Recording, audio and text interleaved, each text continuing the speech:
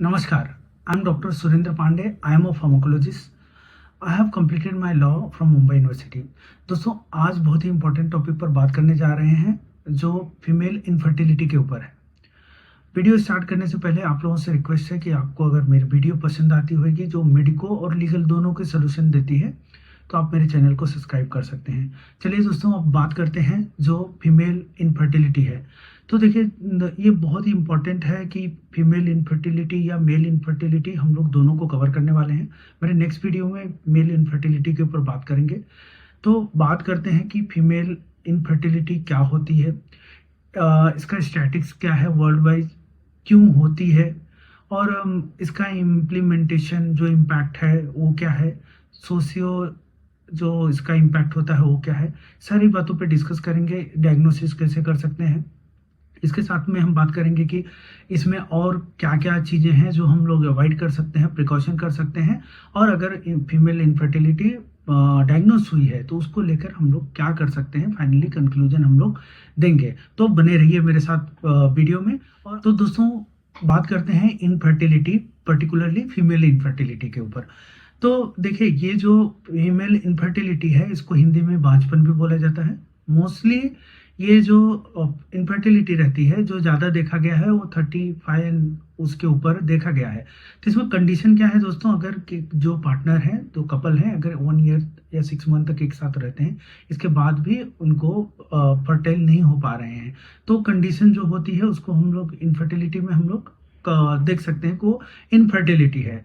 तो इसमें क्या होता है कि जो फीमेल है वो कंसीव नहीं कर पा रही हैं, उनको बच्चा कंसीव नहीं हो रहा है, उनको बच्चा रुक नहीं रहा है, तो ये कंडीशन होती है। उसके बहुत सारे रीजन हैं और ये इसका जो रहता है हेल्थ पर भी इम्पैक्ट है। तो देखिए इसका बहुत सारी चीज़ें हैं, बहुत सारे फैक्टर हो सकते हैं जो कि हम लोग आगे बात करेंगे कि क्यों कंसीव नहीं हो पाती हैं। कोई फीमेल है जो या कपल है उनको बच्चा चाहिए तो बच्चा क्यों पैदा नहीं हो पा रहा है, उसका हम आगे डिस्कस। दोस्तों अब हम बात करते हैं स्टैटिक्स का। सो इंडिया की स्टैटिक्स और वर्ल्ड की स्टैटिक्स बात करेंगे, दोनों का कंपेयर करेंगे।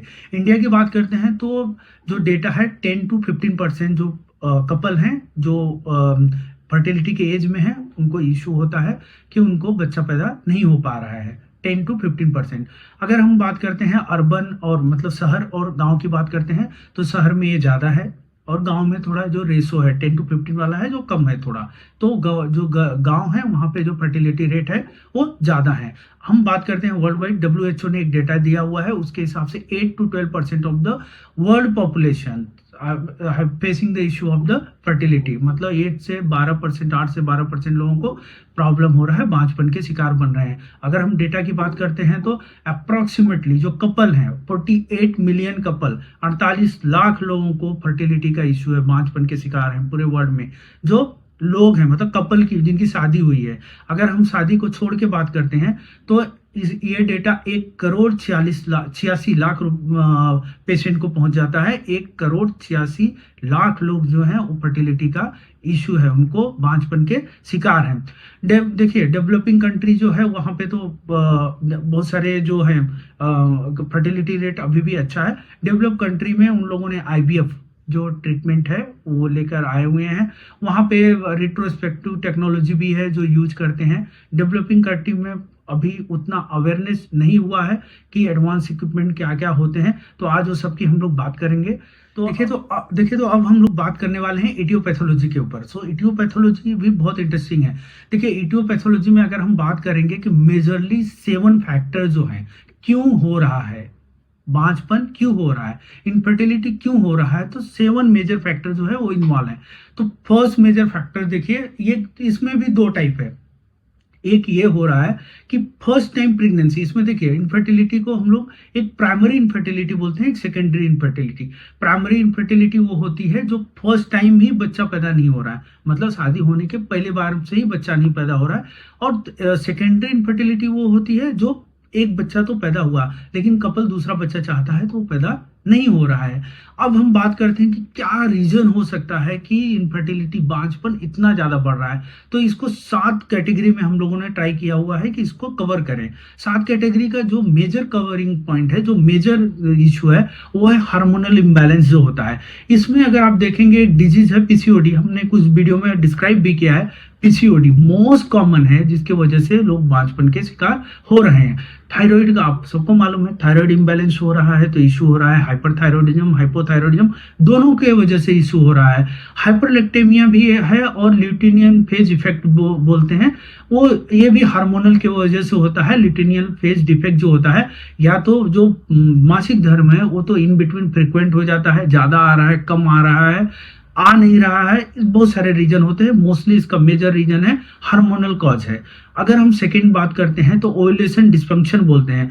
ओव्यूलेशन डिस्फंक्शन में बोलते हैं कि जो फीमेल होते हैं, आज हम फीमेल की बात कर रहे हैं, तो जो फीमेल होती हैं उनका जो एग रहता है, ठीक है, ओव्यूलेशन पीरियड जब वो रहेंगे, सो उनका जो एग हो रहा है वो रिलीज नहीं होता है। या तो एग रिलीज हो रहा है जिससे बच्चा पैदा होएगा, अगर एग रिलीज हो रहा है तो प्री मैच्योर हो जा रहा है, मतलब वो मैच्योर होने से, बढ़ने से पहले ही वो मेनोपॉज अर्ली फेज में ही वो खत्म हो जा रहा है। तो ये जो मेजर जो है वो ओव्यूलेशन से रिलेटेड है। अगर अब हम बात करते हैं स्ट्रक्चरल कॉजेज, मतलब कि जो बच्चेदानी है वहां पर अगर कुछ फर्क पड़े इससे वो क्यों हो रहा है, तो कुछ डिजीज है। हमने एक वीडियो में डिस्कस किया था, यूट्राइन फाइब्रॉइड्स, उसकी वजह से हो सकता है। इंडोमेट्रोसिस की वजह से हो सकता है, अगेन ये गायनेकोलॉजिकल डिसऑर्डर है।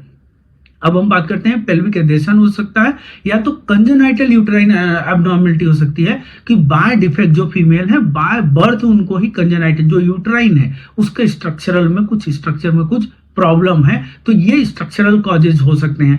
अब हम बात करते हैं ट्यूबल फैक्टर। सो ट्यूबल फैक्टर की अगर बात करते हैं, जो फेलिपियन ट्यूब होता है वो कुछ डिजीज होती है जहां पे फेलिपियन ट्यूब जो होता है बहुत ही इंपॉर्टेंट रोल अदा करता है बच्चा पैदा करने में, वो ब्लॉक हो जाता है। क्यों ब्लॉक हो रहा है, क्यों, किसी disease like inflammatory pelvic disease बोलते हैं, या तो ट्यूबरकुलोसिस, टीबी जो बोलते हैं, इन कंडीशन में भी उसका चांस होता है कि वो फेलिपियन ट्यूबल वो ब्लॉक हो सकता है। तो अगर आपके पास पेशेंट आता है, या अगर आप बांझपन के शिकार हैं, इनफर्टिलिटी के शिकार हैं, तो आप देखिए आपके पास कोई ये हिस्ट्री तो नहीं है कि आपको पहले कभी ट्यूबरकुलोसिस, टीबी हुआ था। अकॉर्डिंगली ट्रीटमेंट हम लोग डॉक्टर को बताएंगे और ट्रीटमेंट स्टार्ट हो सकता है। अब एक और बात करते हैं, सर्वाइकल फैक्टर का भी, जो सर्वाइकल फैक्टर है उसका भी मेजर रोल है। इसमें क्या होता है, सर्वाइकल म्यूकस जो रहता है वो इनसफिशियंट रहता है। और दूसरा क्या, स्टोनेसिस, जो सर्वाइकल स्टोनेसिस होती है मोस्टली जो हमारा स्पाइनल कॉर्ड है उससे रिलेटेड एक डिजीज होती है। आप देखेंगे पेल्विक जो नीचे के साइड में रहता है बहुत ज्यादा पेन होता है। इनफ्रिक्वेंट जो पीरियड रहते हैं बहुत कम या बहुत ज्यादा हो सकते हैं, ब्लीडिंग बहुत ज्यादा होती है, तो ये भी रीजन एक हो सकता है जिससे इनफर्टिलिटी हो जाए। इसके साथ ही जेनेटिक फैक्टर है। जेनेटिक फैक्टर में टर्नर सिंड्रोम बोलते हैं, वो अगर है तो इसका भी एक रीजन हो सकता है। एंड्रोजन जो रहता है वो प्रॉपर रिलीज नहीं हो रहता है, इनसेंसिटिव रहता है, तो उसके वजह से भी प्रॉब्लम हो सकता है। ये जेनेटिक डिसऑर्डर हो सकते हैं। लाइफ स्टाइल जो है लास्ट पॉइंट है, लाइफ स्टाइल जिसके वजह से इशू हो सकता है। तो लाइफ स्टाइल में आप देखेंगे ओबेसिटी है, या तो ज्यादा वेट हो गया है फीमेल का, या तो कम वेट हो गया, दोनों की वजह से प्रॉब्लम हो गया। स्मोकिंग, अल्कोहल कंजप्शन अगर ज्यादा है तो प्रॉब्लम हो सकता है।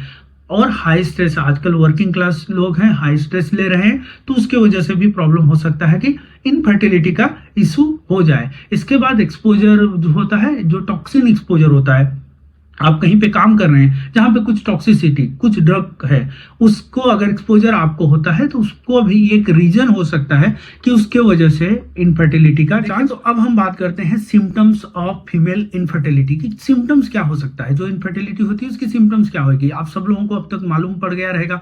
देखिए, इसमें पहला बात ये रहती है कि जो मेंस्ट्रुएशन होता है, मासिक धर्म होता है, वो क्या रहेगा, उसका एब्सेंट हो जाएगा, होएगा ही नहीं, या तो इरेगुलर हो जाएगा, मतलब एक महीने में आया, दूसरे महीने में नहीं आया, तीसरे महीने में नहीं आया, या तो 15 दिन में 2 बार आ जा रहा है, इनफ्रिक्वेंट हो जाएगा।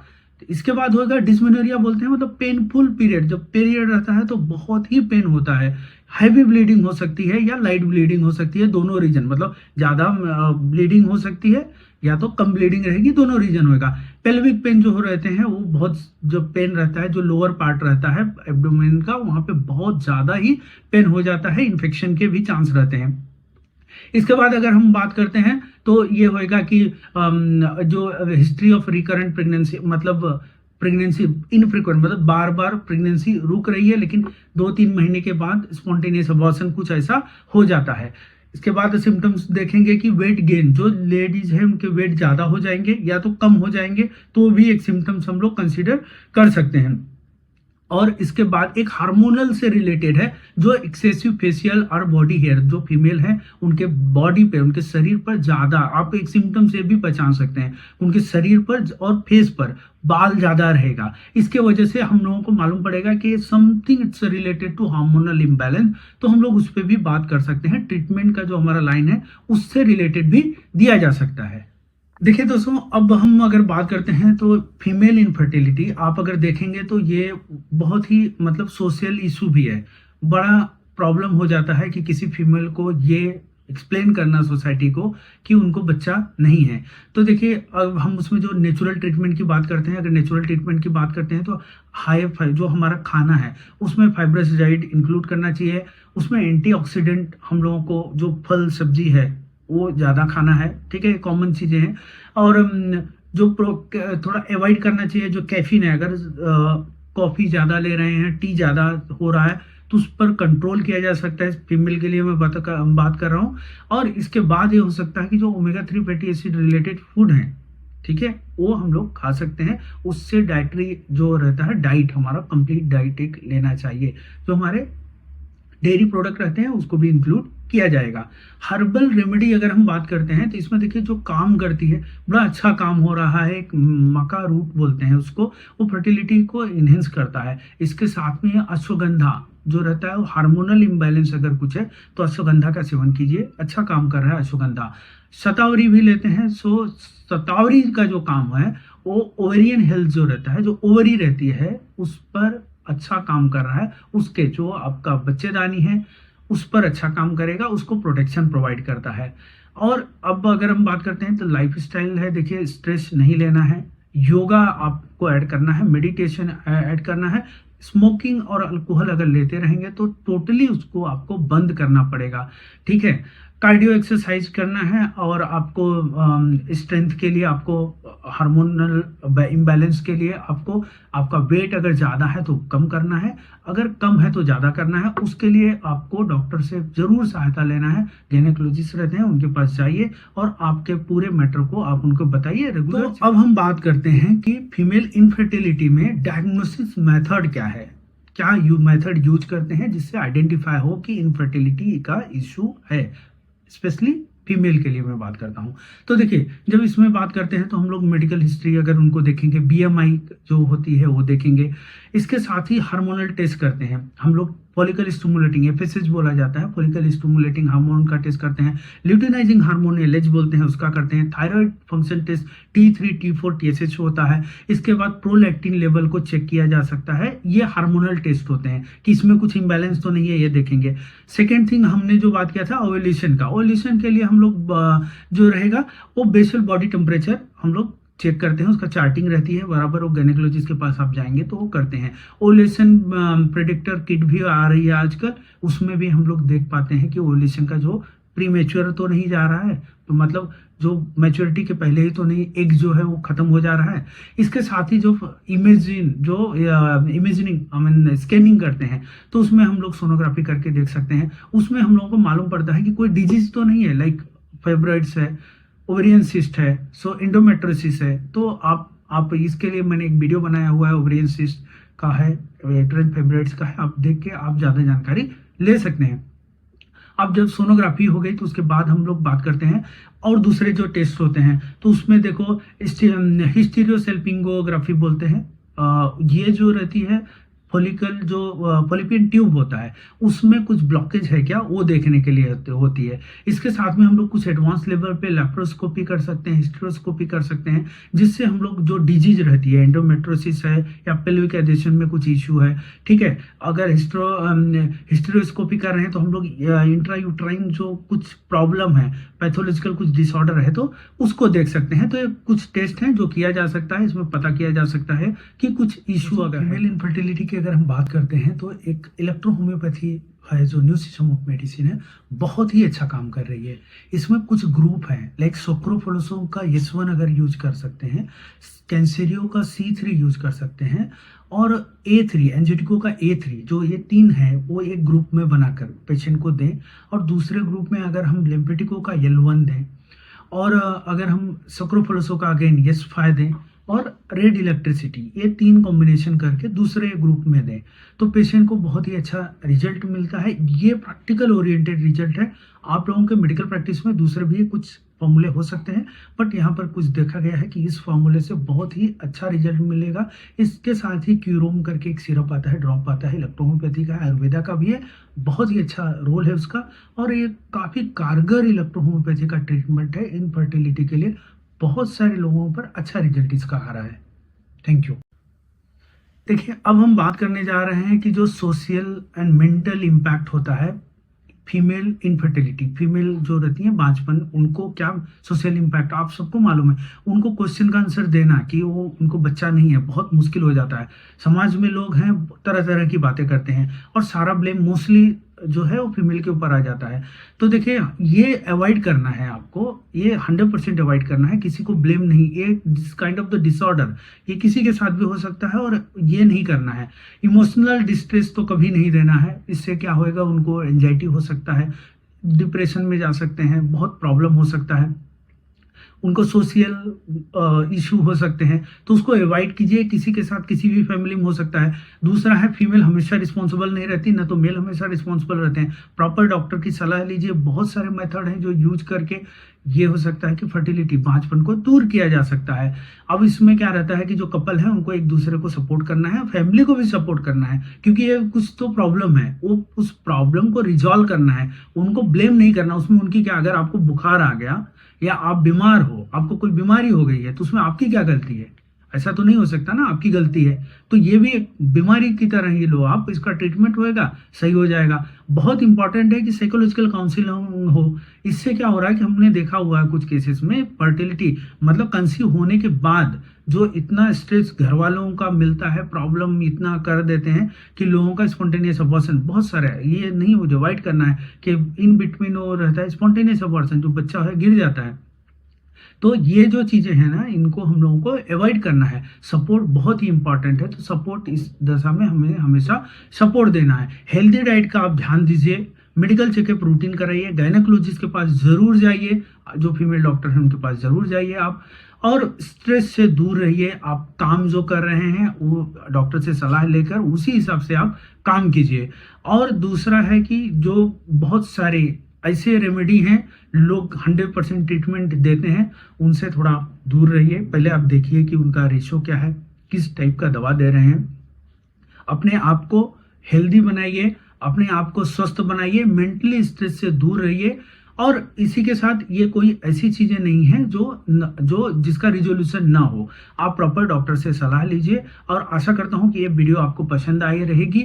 इनफर्टिलिटी से रिलेटेड अगर आपको कुछ क्वेश्चन है, या कोई भी मेडिकल से रिलेटेड, डिजीज से रिलेटेड अगर आपको कुछ प्रॉब्लम है, अगर आप मेरी सलाह चाहते हैं, तो आप मुझे DM कर सकते हैं, मैसेज कर सकते हैं। आपको जरूर रिप्लाई किया जाएगा अवेलेबिलिटी के हिसाब से। Thank you all.